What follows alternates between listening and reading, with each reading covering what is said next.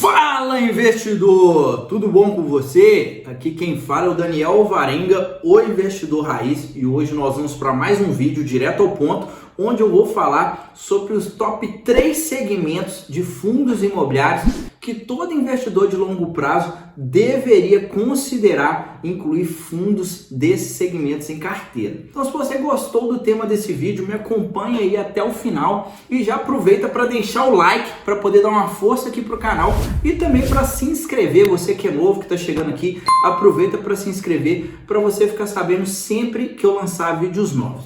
Então, agora, sem mais delongas, vamos entrar aqui nos segmentos. Bom, se você não conhece os fundos imobiliários, são fundos negociados em bolsa, onde você basicamente empresta o seu dinheiro para um gestor que vai investir em ativos do setor imobiliário, ou seja, imóveis, dívidas ou então até mesmo comprar cotas de outros fundos imobiliários. Tá? E dentro dessa classe de ativo dos fundos imobiliários, nós temos vários segmentos, vários setores, dos quais eu considero que 3 você deveria avaliar, começar os seus estudos através desses ativos para ver possibilidades de fundos para você colocar em carteira. Quando a gente fala de uma análise de um ativo, seja uma ação ou um fundo imobiliário, nós temos basicamente 2 tipos de análise, que é a análise top-down e a análise bottom-up. A análise top-down é quando a gente pega um determinado setor, um determinado segmento e primeiro começa a analisar a economia para ver qual segmento, qual setor poderia se sair melhor, e dentro desse segmento ou setor, no caso das ações, você começa a analisar os ativos que tem ali dentro, quais são as ações ou quais são os fundos imobiliários.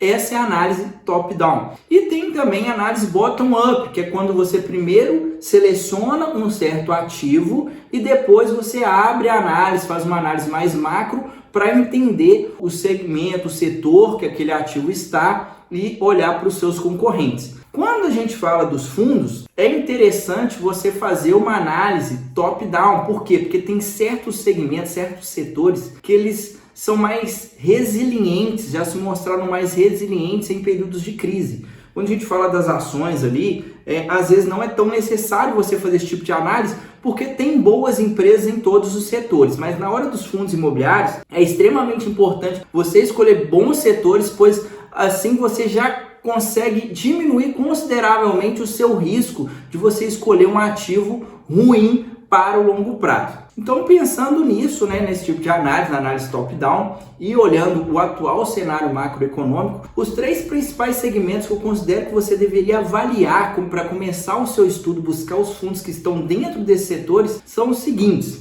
O primeiro setor é o setor de recebíveis.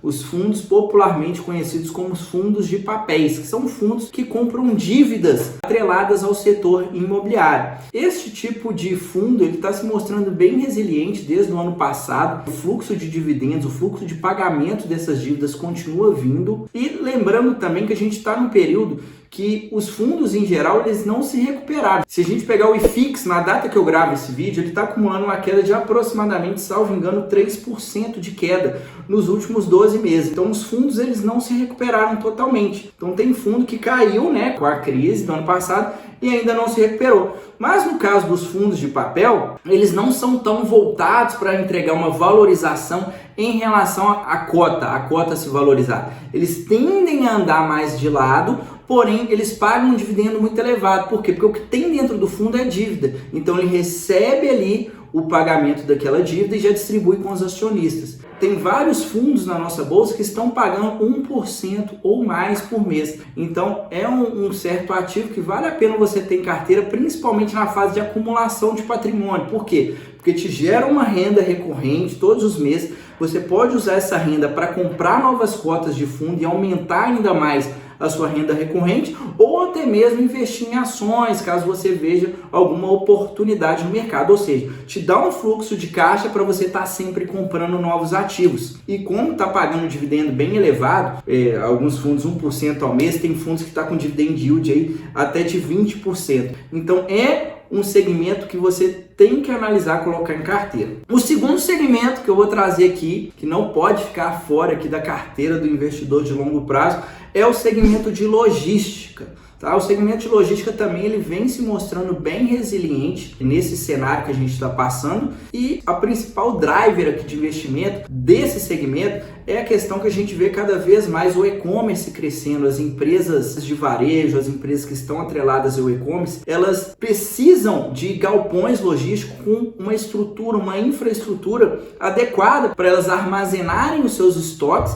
e conseguirem distribuir com velocidade os produtos. Então, dentro desse setor de varejo, uma das vantagens competitivas das empresas, a gente pegar aí Magazine Luiza, Lojas Americanas, Via Varejo, antiga Via Varejo Via, que é detentora da Casas Bahia, todas essas empresas, elas precisam desse tipo de galpão para elas poderem ter um centro de distribuição mais próximo do cliente e conseguir entregar os produtos em um prazo menor. Então, são ativos que estão cada vez mais sendo demandados, tá? Então, é um segmento que vale muito a pena você investir. Eu acredito que ele vai continuar com uma forte demanda para os próximos anos, visto que o digital está cada vez crescendo mais nesse tipo de empresa. Então, é um outro segmento que vale muito a pena você ter em carteira. Mas, continuando aqui, o último segmento que eu considero que você deva ter em carteira é o segmento de shoppings, tá? Ah, mas Daniel, os shoppings, eles vão quebrar devido ao e-commerce, ninguém mais vai no shopping. Eu, na minha opinião, isso aí,